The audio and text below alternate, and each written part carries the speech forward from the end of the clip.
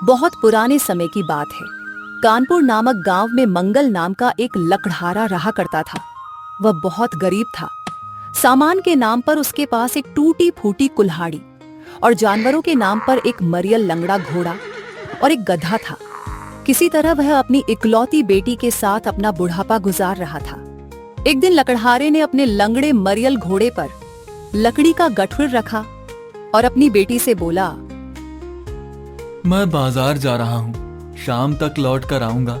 यदि मेरी सारी लकड़ियां बिक गईं, तो तुम्हारे लिए नए वस्त्र लेकर आऊंगा।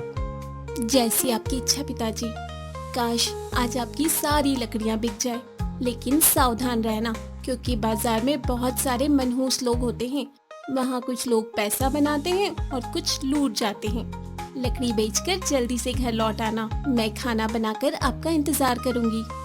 ठीक है बेटी, मैं तुम्हारी बात का ध्यान रखूंगा। अब मैं चलता हूँ। लकड़हारा सूखे और अधमरे घोड़े को लेकर बाजार की तरफ रवाना हो गया और बाजार में पहुंचकर एक तरफ खड़ा हो गया और ग्राहकों को आवाज लगाने लगा, लकड़ियां ले लो, सूखी सूखी लकड़ियां ले लो। काफी देर के बाद एक धनी आदमी की दृष्टि उस लकड़हारे के ऊपर पड़ी। अरे, इस फटीचर बूढ़े को तो आसानी से ठगा जा सकता है। वैसे भी ये शक्ल से ही जन्मजात मूर्ख लगता है। ये सोचकर वह धनी आदमी लकड़हारे के पास पहुंचकर बोला, ए लकड़हारे, ये सारी लकड़ियां कितने में बेचोगे? बिल्कुल सूखी लकड़ी है साहब। सारी लकड़ियां सिर्फ 2 चांदी के सिक्कों में दे दूंगा। 2 चांदी के सिक्के में तो बहुत महंगी है। खैर, क्या तुम लकड़ियां जिस हालत में है इस हालत में ही बेचोगे? बेच दूंगा साहब, इसमें मुझे क्या परेशानी हो सकती है। ठीक है, तो ये लो अपने चांदी के 2 सिक्के और अपने मरियल घोड़े को लेकर जल्दी से मेरे पीछे पीछे चलो। बहुत अच्छा हुजूर। ठीक है, चलिए। सिक्का लेने के बाद लकड़हारा मगल अपने घोड़े को लेकर सेठ के पीछे चल पड़ा। किस्मत से आज कमाई अच्छी हुई है, यही सोचते हुए मगल सेठ के पीछे चला जा रहा था। कुछ देर बाद सेठ लकड़हारे को लेकर अपने घर पहुंचा। सेठ के घर पहुंचकर मंगल घोड़े से लकड़ियां उतारने लगा। तभी लकड़हारे, रुक जाओ, ये तुम क्या कर रहे हो? मैं तो घोड़े से लकड़ियां उतार रहा था ताकि घोड़े को ले जा सकूं। अरे बदमाशी, क्या तुझे शर्त याद नहीं जिसकी तूने लकड़ियां बेचते समय मुझे मंजूरी दी थी? मैं कुछ समझा नहीं। मैंने तो आपको 2 चांदी के सिक्के के बदले सारी लकड़ियां बेची हैं। सारी लकड़ियां ही नहीं, बल्कि 2 सिक्कों के बदले तूने मुझे अपना घोड़ा भी बेचा है। क्या तूने इस शर्त पर लकड़ियां बेचना स्वीकार नहीं किया था कि लकड़ियां जिस हालत में है उसी हालत में बेचेगा? सेठ की बात सुनकर मंगल के होश उड़ गए। हुजूर, आप ये क्या कह रहे हैं? शर्त के मुताबिक अब ये घोड़ा मेरा है। तुझे कीमत मिल चुकी है, यहाँ से चलता बन।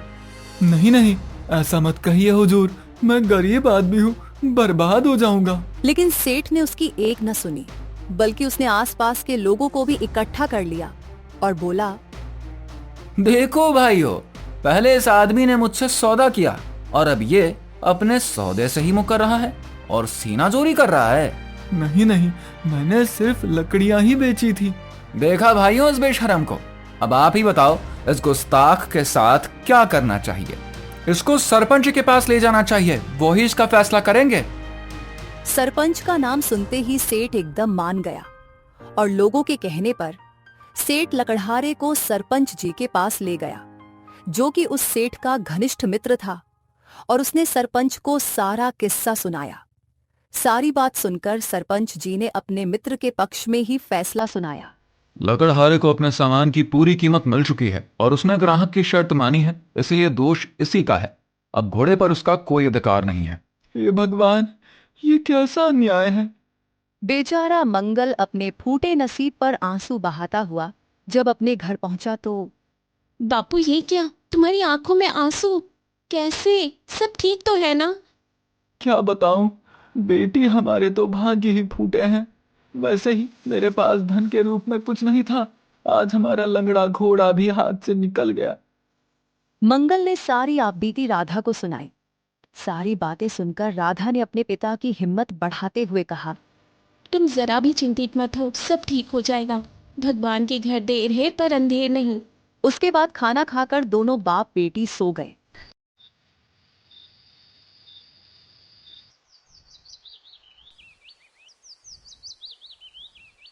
लेकिन सुबह दुख के कारण मंगल बीमार हो गया और अपनी चारपाई से उठ न सका। अपने पिता की हालत देखकर राधा बोली, बापू, तुम्हारी तबीयत आज ठीक नहीं है, इसलिए आज मैं बाजार जा रही हूँ। शायद मेरी किस्मत तुमसे अच्छी निकले और मैं लकड़ियाँ अच्छी कीमत पर बेच सकूं। जैसा तुम ठीक समझो बेटी, जाओ, मैं तुम्हारे लौटने की राह देखूंगा बेटी। राधा ने अपने गधे पर लकड़ी का गठुर रखा और बाजार की ओर रवाना हो गई।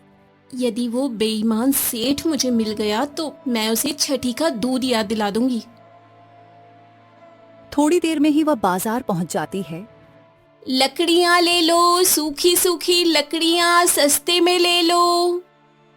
उस रोज भी वह धनी सेठ किसी को ठगने के विचार से बाजार आया हुआ था। उसने लकड़ियां बेच रही राधा की ओर देखा और सोचा, वाह भगवान, आज फिर से एक शिकार मेरे लिए भेज दिया। कल लंगड़ा घोड़ा मिला था, आज लकड़ियों के साथ पूरा गधा ही मिल जाएगा। ये सारी लकड़ियां कितने में दोगी? 3 चांदी के सिक्कों में। 3 चांदी के सिक्के तो बहुत ज्यादा है, क्या दाम कुछ कम नहीं करोगी? लकड़ियाँ बिल्कुल सूखी है, इसके लिए तो चांदी के 4 सिक्के भी कम हैं। मैं तो फिर भी आपको 3 सिक्कों में दे रही हूँ, मंजूर हो तो बोलिए। ये लड़की तो बहुत चालाक लग रही है। खैर कोई बात नहीं, जल्दी इसकी सारी अकलमंदी गायब ही हो जाएगी। सेठ सोच ही रहा था कि राधा बोल पड़ी।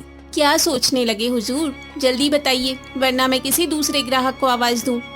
ठीक है, मैं सौदा मंजूर करता हूँ, लेकिन मेरी एक शर्त है, मुझे लकड़ियां जिस हालत में है उसी हालत में बेचनी होगी। क्या तुम्हें मंजूर है? सेठ की बात सुनकर राधा चौंक उठी। तो ये वही बेईमान धनी आदमी है, आज इसकी खैर नहीं, ऐसा बदला लूंगी कि जीवन भर याद रखेगा। राधा सोच रही थी कि तभी सेठ बोल पड़ा। अरे लड़की, जवाब जल्दी दो, मेरे पास फालतू का वक्त नहीं है। ठीक है, बेच दूंगी, लेकिन मेरी भी एक शर्त है।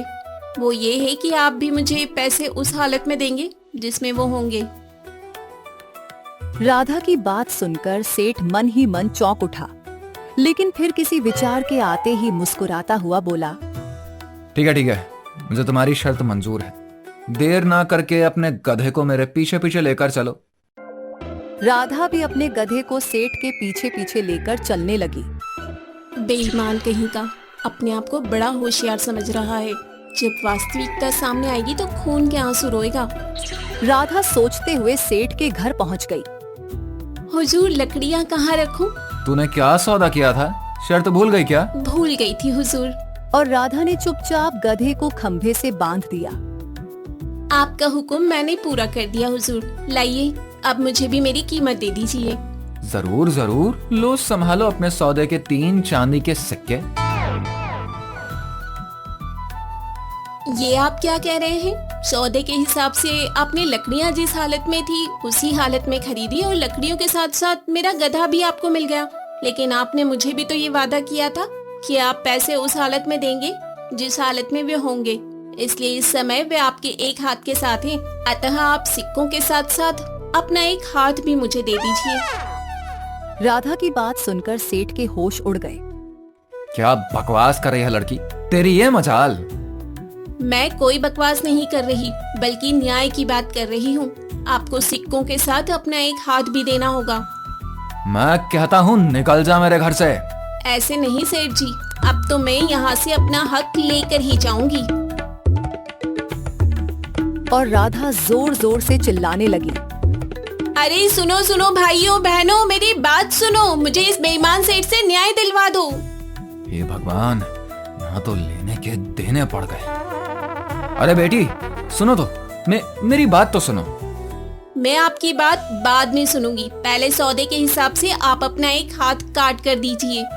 मैं तुम्हें एक घोड़ा, तुम्हारा गधा, सारी लकड़ियां और इन सब के साथ 4 चांदी के सिक्के भी देने को तैयार हूं। भगवान के लिए लोगों को इकट्ठा मत करो। राधा भी अपनी जिद पर अड़ी थी। नहीं सेठ जी, मुझे ये सब चीज नहीं, बल्कि तुम्हारा एक हाथ ही चाहिए। लगता है आज ये 2 टके की छोकरी मेरा सत्यानाश करके ही छोड़ेगी। राधा और सेठ का शोर सुनकर देखते ही देखते आस पड़ोस के बहुत सारे व्यक्ति वहां जमा हो गए और राधा ने उन्हें सारी बात बताई और फिर गांव वालों से पूछा।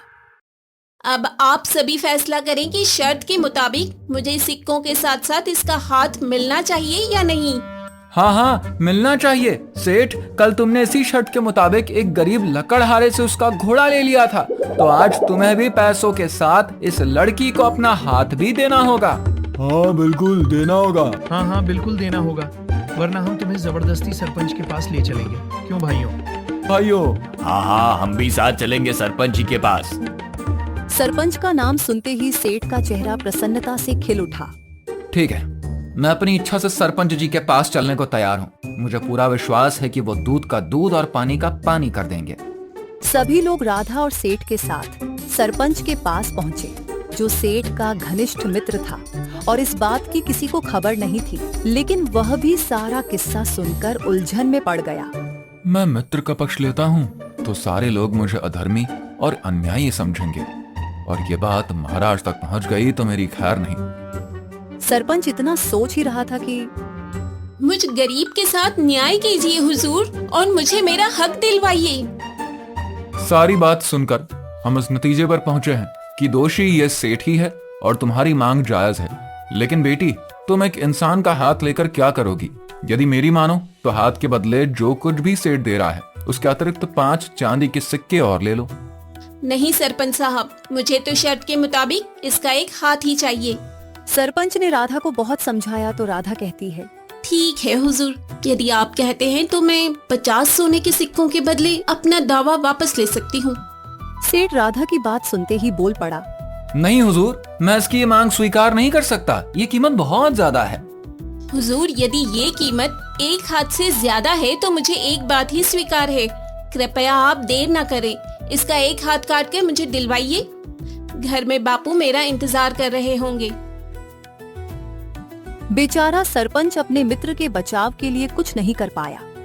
वह मौका ही ऐसा था कि उसे मजबूरन सेठ से कहना पड़ा, शर्त के मुताबिक अपना हाथ काट कर दो या फिर 50 सोने के सिक्के, यही हमारा फैसला है।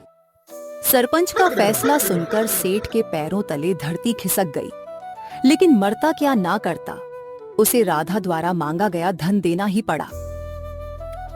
ले चतुर लड़की, ये 50 सोने के सिक्के, लेकिन ये मत समझना कि तू मुझसे ज्यादा चतुर है। सेठ जी, सच्चाई तो ये है कि मैं आपसे ज्यादा चतुर हूँ। विश्वास ना हो तो आजमा कर देख लो। राधा की बात सुनकर सेठ के दिमाग में एक विचार आया। चिड़िया स्वयं ही जाल में फंसने को तैयार है, क्यों ना दूसरी चाल चलकर अपनी 50 स्वर्ण मुद्राएं वापस ले ली जाए। ये सोचकर सेठ बोल पड़ा, अरे बेवकूफ लड़की, यदि तुझे अपनी चतुराई पर इतना भरोसा है तो लगा ले एक शर्त। यदि तू ये शर्त जीत गई तो मैं तुझे 500 सोने के सिक्के दूंगा, लेकिन अगर मैं ये शर्त जीत गया तो तुझे ये 50 सोने के सिक्के मुझे देने पड़ेंगे। 500 सोने के सिक्के की बात सुनकर राधा सोच में पड़ गई और बोली, ठीक है, मैं आपकी हर शर्त के लिए तैयार हूँ। तो दोस्तों, कैसी लगी आपको ये कहानी? अगर जानना चाहते हैं आगे क्या होता है तो बस चैनल को सब्सक्राइब करके बेल आइकन दबा दीजिए। डरिए मत, सब्सक्राइब करना बिल्कुल फ्री है।